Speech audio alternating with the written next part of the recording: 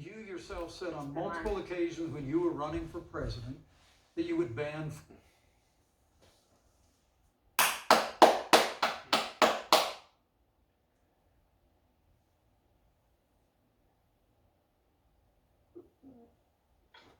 (10월 8일입니다) 날씨, 와 진짜 요즘 날씨 왜 이렇게 좋아요. 나가서 뛰어놀고 싶습니다 여러분. 오늘 코로나 조금 줄었죠. 그래도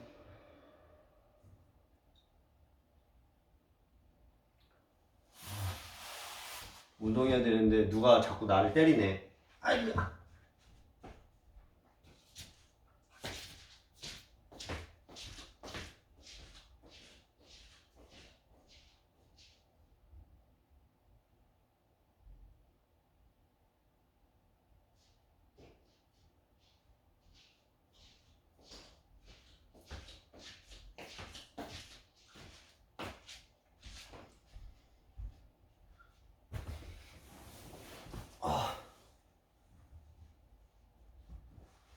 진짜 날씨 너무 좋아요 진짜.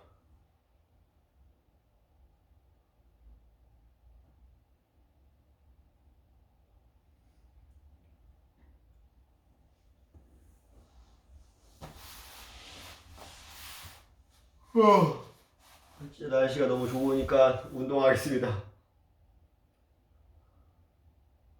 스트레칭하고.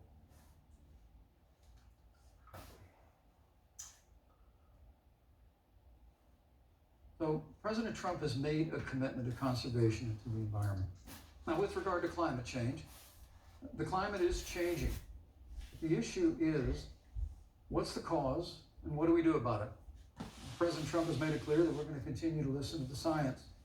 Now, Joe Biden and Kamala Harris would put us back in the Paris Climate Accord. They imposed the Green New Deal, which would crush American energy, would increase the energy costs of American families in their homes, literally would crush American jobs.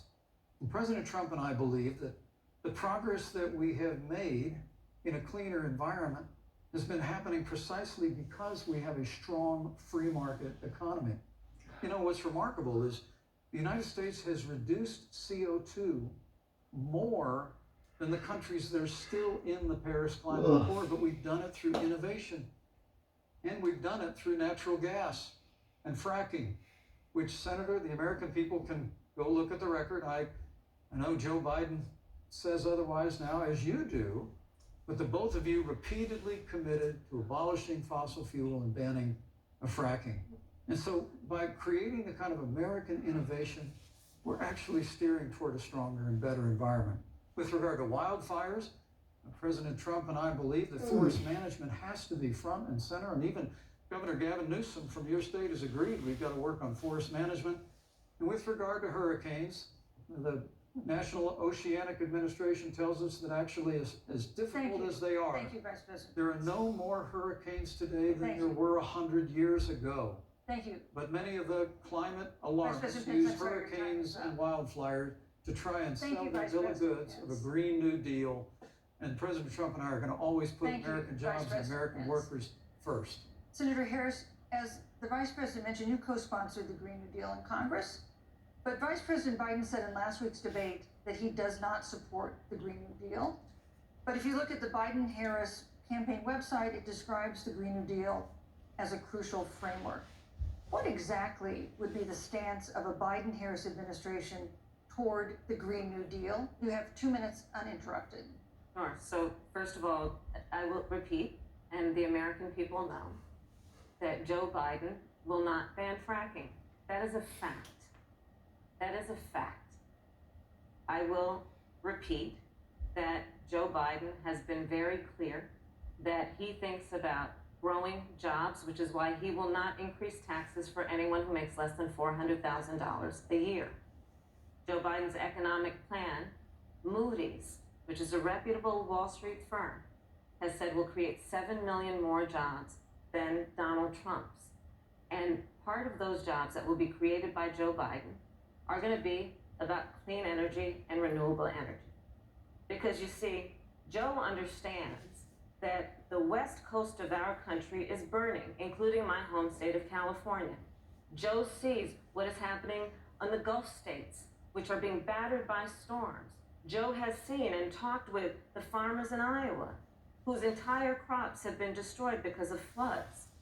And so Joe believes, again, in science. I'll tell you something, Susan. I served, when I first got to the Senate, on the committee that's responsible for the environment. Do you know this administration took the word science off the website and then took the phrase climate change off the website? We have seen a pattern with this administration, which is they don't believe in science. And Joe's plan is about saying we're going to deal with it, but we're also going to create jobs. Donald Trump, when asked about the wildfires in California, and the question was, the science is telling us this, you know what Donald Trump said? Science doesn't know. So let's talk about who is prepared to lead our country over the course of the next 4 years on what is an existential threat to us as human beings. Joe is about saying we're going to invest that in renewable energy. It's going to be about the creation of millions of jobs. We will achieve net zero emissions by 2050, carbon neutral by 2035. Joe has a plan. This has been a lot of talk from the Trump administration, and really it has been to go backward instead of forward. We will also re-enter the climate agreement with pride. Senator Harris just said that climate change is an existential threat. Vice President Pence, do you believe that climate change poses an existential threat? As I said, Susan, the climate is changing. We'll follow the science. But once again, Senator Harris is denying the fact that they're going to raise taxes on every American. Joe Biden said twice in the debate last week that on day one he was going to repeal the Trump tax cuts. Those tax cuts delivered $2,000 in tax relief to the average family of four across America. And with regard to banning fracking, I just recommend that people look at the record. You yourself said 너무 you 힘들어. would ban fracking. You were the first Senate co-sponsor of the Green New Deal. And while Joe Biden denied the Green New Deal, Susan, thank you for pointing out, the Green New Deal is on their campaign website. And as USA Today said, it's essentially the same plan as you co-sponsored with AOC when she submitted it in the Senate. And you just heard the senator say that she's going to resubmit America to the Paris Climate Accord. Look, the American people have always cherished our environment. We'll continue to cherish it. We've made great progress reducing CO2 emissions through American innovation and the development of natural gas through fracking. We don't need a massive $2 trillion Green New Deal that would impose all new mandates on American businesses and American families. Thank you. Joe Biden wants us Thank to you, Vice retrofit 4 million Thank you, Vice American President. business buildings. It makes no sense. It will cost jobs. President Trump Thank is you, going to Vice put President. America first. He's going to put jobs first, and we're going to take care of our environment and 아저씨. follow the science. 그만 말하라고 하면서 계속 말하네. Senator Harris. Let's talk about that.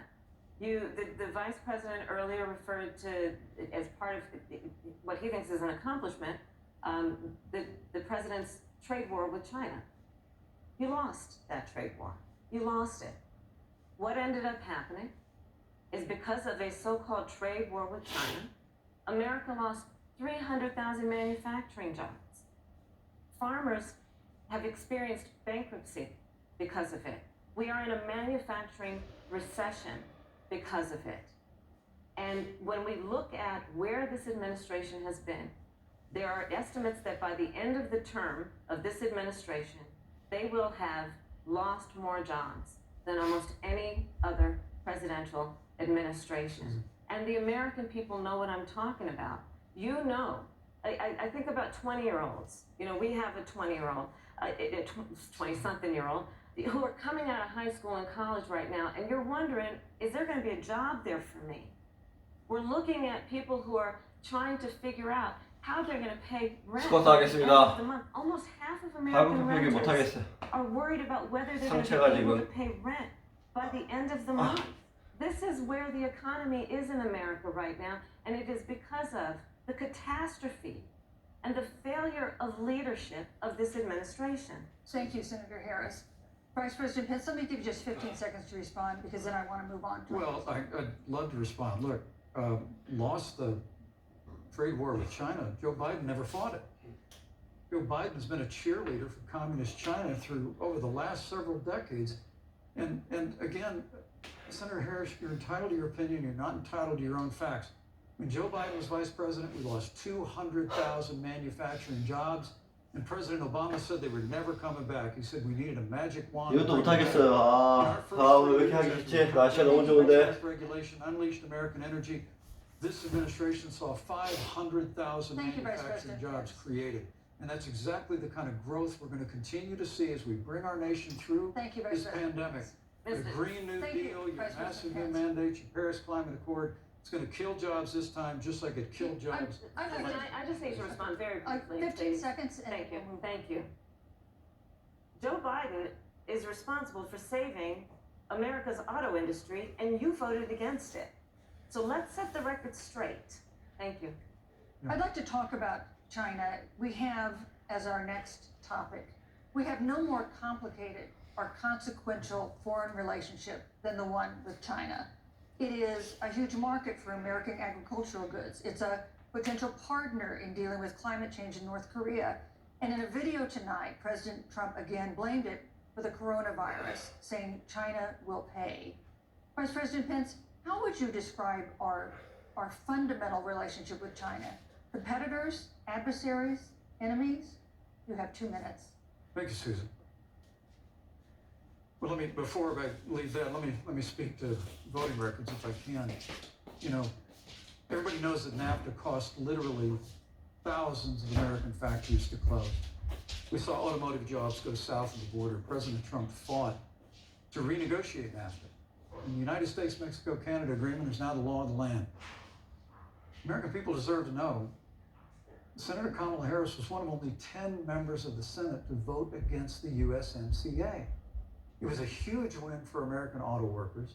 It was a huge win for American farmers, especially dairy in the upper Midwest.